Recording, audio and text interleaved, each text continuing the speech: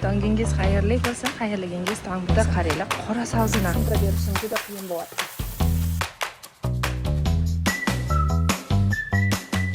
Qizajonlar, xormanglar, hammaga xayrli tong, tongingiz xayrli bo'lsin, xayrligingiz tong bo'lsin. Bugun shanba, ertaga oddiq bo'lganiga bozorlar yopiq bo'ladi, ya'ni magazinlar yopiq bo'ladi. O'shaning uchun ham bugun bozorlik qilib olgani keldim. Inshaalloh ertaga oddiq kuni, dam olish kuni lamon qilish niyatida hozir kerakli narsalarni olaman. Hozir men qizajonlar Edekaga keldim. Edekadan kerakli narsalarni olaman. Qolgan narsalarni bo'lsa oldidan ham olsam bo'ladi. Hozir bu yerdan kabachki olishim kerak, rediskalar, xullas, basay karomidan ham olishim kerak. Aytgancha qizajonlar mana bu oqib turib, cho'ti bulovuncha yoqmayapti, juda ham yumshoq qaraydi, eskirib qolganga o'xshaydi. Yana qizajonlar shuni aytib ketishim kerak. Edekadan saru savzini topsanglar bo'ladi. Saru savzi bilasizlar, Germaniyada yo'q edi. Saru savzi juda muammo edi. Qaranglar, hozir mana saru savzilar ham Germaniyaga kelgan. Edekadan topsanglar bo'ladi. Buni keyin Revidan ham topsanglar bo'ladi bemalol. Ikkiga Mamatda qaranglar, qora savzini. Men mashina birinchi marta ko'rganimda hayron qolganman. Nimaga ishlatsa bo'lar ekan deb. Shu narsadan, ya'ni qora savzidan qilib ko'rganlar bormi oshni? Shu bir qora osh qilib damlab ko'rish kerak. Qizajonlar, hozir men oq unni 405-navini ishlataman har doim. Sizlarga ham shu narsani ko'rsatib ketmoqchiman. 405 hamma narsaga zo'r ketadigan un hisoblanadi. Germaniyada yashaganlarga. Elidan o'tkazib olamiz buni. Masalan, mana shunday qilib, hozir bu kam bo'lib qoldi. Shunda hovuch elida to'la bo'lsa, bu demak 2 kishi uchun mo'ljallangan un hisoblanadi. Shunga qarab, birinchi bo'lib uninglarni tog'orachaga solishingiz kerak. Qizlarjonlar, endi bir kosa suvimga bitta qoshiq tuz solaman. Iloji boricha qizlarjonlar, suvingiz muzliroq bo'lsin. Qanchalik muzli bo'lsa, shunchalik xamiringiz qattiqroq chiqishiga yordam beradi. Hozir bu bir kosa suvimizni aralashtirib oldim tuz bilan. Endi mana bu unimizni o'rtasini ochib olib, endi suvimizni quyib olamiz. Bitta tuxum chaqib olamiz.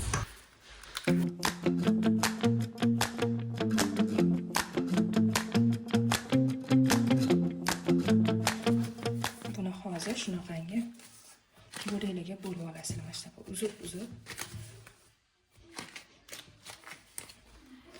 Uzib tashlaysizlar, ana o'shanda xamiringiz zo'r yetilib chiqadi.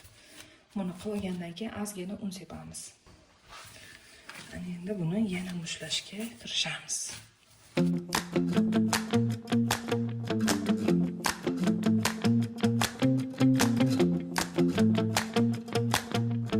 Qiziljonlar, mana ko'rishingiz mumkin, xamirimizni qattiq qilib, og'irgina qilib qorib oldik. Bu yerda rovna 1 kilo ketdi mana shu xamirimizga. Juda ham qattiq bo'lib chiqdi. Hozir bu tinsa, ozgina tingandan keyin yana 2 marta mushlab olamiz. Bir marta yana mushlab, yana tindirib qo'yamiz. Xuddi hozir ko'rsatib o'tganimdek, zo'lachalarga uzib, mana bunaqa qilib uzib, keyin mushlaymiz. Keyin yana tindirib qo'yamiz. Undan keyin sizlar bilan birga kesib lenta holatiga, ya'ni cho'zish uchun piltalab olamiz. Stolimizni yaxshilab yog'lab olib, bu yoqqa endi bizani tingan xamirimizni qo'yib, endi bundan chiroyli qilib yoyib forma keltirib olamiz. Ana endi bu xamirimizni lenta shaklida kesib chiqamiz.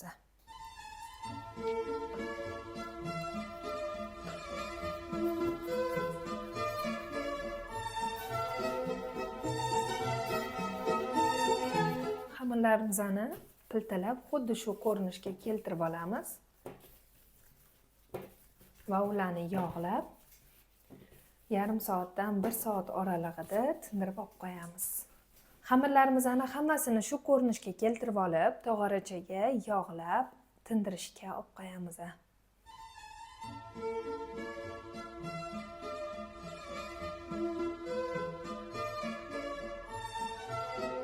Qizajonli endi xamirlarimizni yog'lab, tog'orachamizdagi xuddi shu ko'rinishda shunaqangi taxlab olamiz.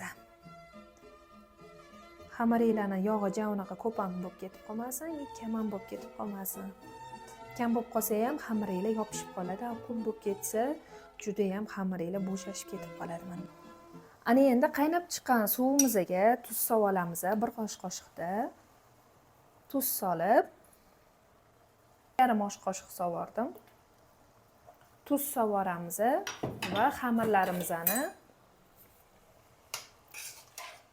pishirib olamiz bemalol. Xamirimizni уже ikkinchi etapida ham xuddi shu ko'rinishda sekinlik bilan mana bir xil harakat bilan mana bularni cho'zib olamiz.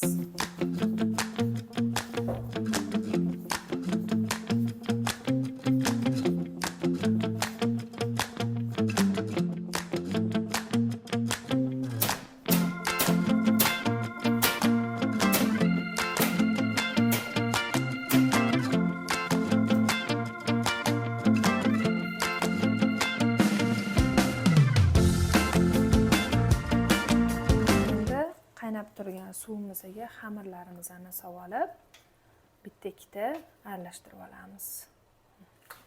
Qaynab chiqqan xamirlarimizni bitta aylantirib, shunaqangi sitamizga solib olamiz. Va buni bitta muzdek suvda chayvoramiz xamirimizni. Juda ham tezlikda. Lamonga kerak bo'ladigan narsalarni sizlarga aytib ketaman. Xudo xolisa to'g'rashni boshlaymiz. Bu yerda basay karomi, peterzelin, svetofor bolgarskiy yoki menda hozir svetofor emas, qizil va yashil bolgarskiy bor ekan, achchiq qalampir, keyin rediska, keyin oq loviyani shunaqa yashili bor-ku. Buni men janduni o'rniga ishlataman. Shunaqa kalta ko'rsanglar bo'ladi. Magazinlardan ham bemalol olsanglar bo'ladi. Men buni Aldidan olganman. Pomidor, kabachki. Hozir bularni endi sekin-astalik bilan to'g'rab olamiz.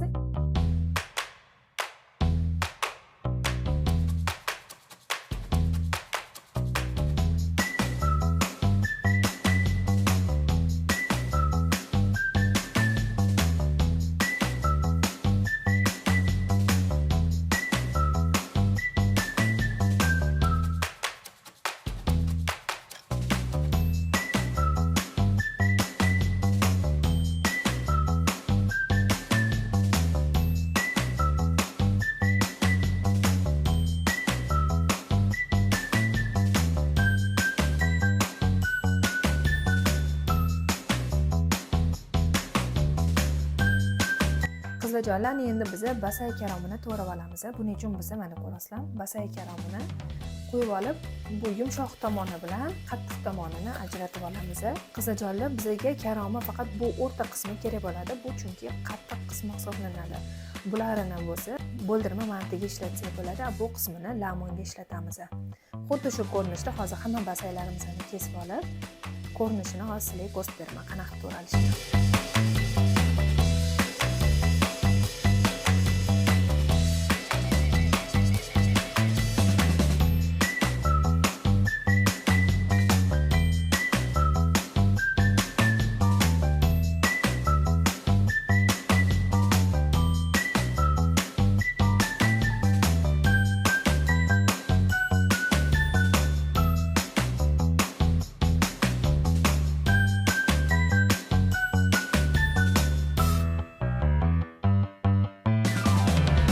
Jonlar, sizlarga zo'r life hack o'rgatib ketaman.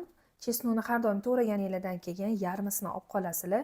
Yarmisini bo'lsa, shunaqangi pichoq yordamida mana shunaqa qilib ezib qo'yasizlar, bo'ldi. Bu narsa faqat lamonni go'sht qovurilayotganda savoriladigan chesnok hisoblanadi. Bu go'shtga juda ham zo'r maza beradi. Mana, faqat pichoq bilan ezib yuborasizlar, bo'ldi. Bunisini alohida qilib olib qo'yamiz.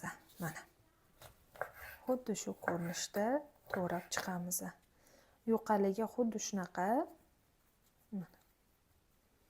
Kattaligi bo'lsa xuddi shunaqa bo'lishi kerak. Mana.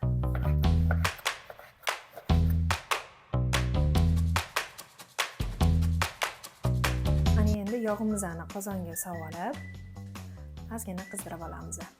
Qozonda taxminan yog'imiz 1 cho'miccha chiqadi, xudo xolisa. Mana, ko'rishingiz mumkin. Men hech ham yog'ni o'lchamayman, lekin naglas bilaman. Bu yerda bir cho'mich yog' ketdi hozir. Qizlarjonlar, yog'imiz qizib oldi. Endi bunga go'shtimizni solamiz.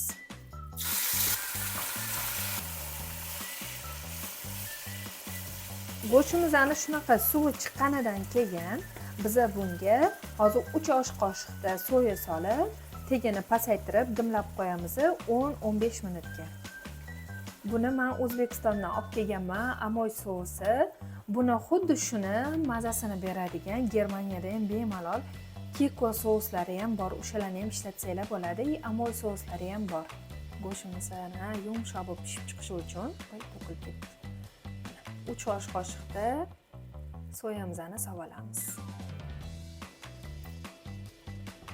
3. Hozir bu yerda почти 3,5 osh qoshiq bo'lib ketdi. Ikkinchisi qilmaydi, chunki hozir porsiyamizni ko'proq qilaman.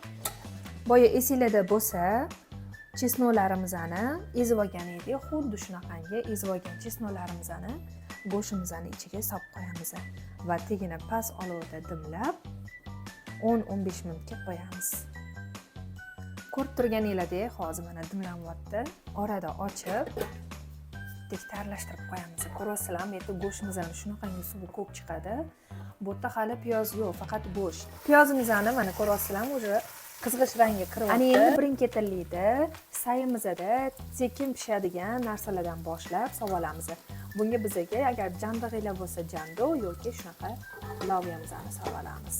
Har bitta solinayotgan sabzavotlarni oralig'i 5 yoki 3 minutdan bo'lishi kerak. Keyingi soladigan narsamiz kabachki bo'ladi. Kabachkimizni solamiz.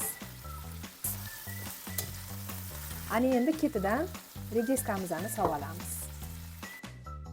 Qizlarjonlar, ishonasizlarmi, uje lamonni hidi kelyapti-da, intra berishim juda qiyin bo'lyapti.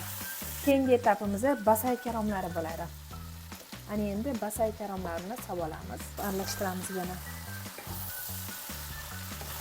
Buni ichiga hozir men faqat oq turib solmayapman. Iloji bo'lsa, sizlar oq turib solishingizni tavsiya qilaman. Chunki men olish esimdan chiqib qopti, xayolimdan ko'tarilib. Lekin rediska bo'lganligi uchun ko'nglim xotirjam bo'ldi, chunki rediska ham oq turibni mazasini beradi. Lag'mon pripravasini solamiz. Buni men O'zbekistondan olib kelganman. Bozorchilarga borganinglarda aytsanglar, sizlarga ham tayyor qilib solib berishadi. Pochkalidan ko'ra kiloli qilib olganinglar sizlarga ancha byudjetli variant bo'ladi. Lag'mon pripravadan keyin tuzimizni solamiz. Tuzni unaqa ko'p sololmaysizlar, chunki biz bundan oldin soyamiz olganmiz. Soyani hisobiga o'zi sayimizga ham ancha-muncha tuz berilgan bo'ladi. Ana endi biz tomatli pastamizni solamiz. Bu yerda taxminan 2 qoshiqcha chiqadi. Ana endi buni aralashtirib, mana uje rangi chiqyapti. Qaranglar, tomat solganimizga. Tomatni unaqa ko'p so'rmaysizlar, chunki uje taxir mazani berib qo'yadi. Endi pomidorlarimizni solamiz. Pomidorlarni solib aralashtiramiz. Bu yerda chesnochli priprava bilan peterzelini quritilgani qizil paprikamiz bor. Bularni ham solamiz. Uje pomidorimizni suvi chiqdi. Bu degani uje bolgarskiylarni sovuringlar degani bo'ladi. Bu yerda bizda bolgarskiy, svetofor bolgarskiy va achchiq qalampirimiz. Qalampir xohishga qarab, kimdirlar achchiqqa yaxshi ko'radi, shuning uchun ham solsanglar bo'ladi. Achchiqqa yoqtirmaydiganlar solishinglarni tavsiya qilmayman. Ana endi bolgarskiylarimizni sovoramiz. Ketidan bo'lsa to'g'rab olgan shu chesnoklarimizni ham sovoramiz. Bitta-ikkita aylantirsak yetadi, chunki bolgarskiylarimiz yumshoq bo'lib pishib ketib qolishi kerak emas. Ozgina mazasi chiqib turishi uchun petrushkamizni sovoramiz. Peterzelinimizdan ozgina qolganini olib qo'yamiz. Bunisi uje pishgandan keyin solinadigan etapida. Buni bitta-ikkita aylantirib suvni solsa ham bo'ladi. Sizlarga zo'r lifehack. Har doim lamon uchun lamonni sayiga qaynagan suvni solishinglarni tavsiya qilaman. Qaynagan suv solsanglar, o'shanda sayillarning mazasi juda ham zo'r bo'lib, shirali bo'lib chiqadi. Qaynamagan suv solsanglar, u shirasiz bo'lib qoladi. Asosan Uyg'ur taomlariga qaynagan suv solishinglarni tavsiya qilaman. Sayini ustini ko'msa bo'ldi suvimiz. Mana shu bemalol yetadi. Buni endi tegini sal pasaytiramiz. Pasaytirib 5 minutga qaynatishga qo'yib, srazi tegini o'chirib qo'yamiz. Uje sayimiz tayyor bo'lgan bo'ladi.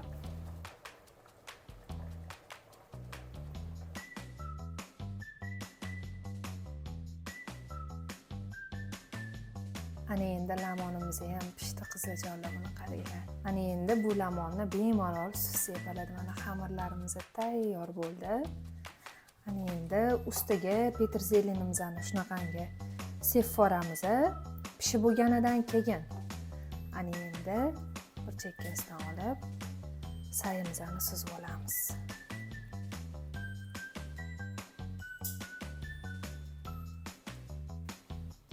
Qizajonlar, limonlarimiz tayyor bo'ldi.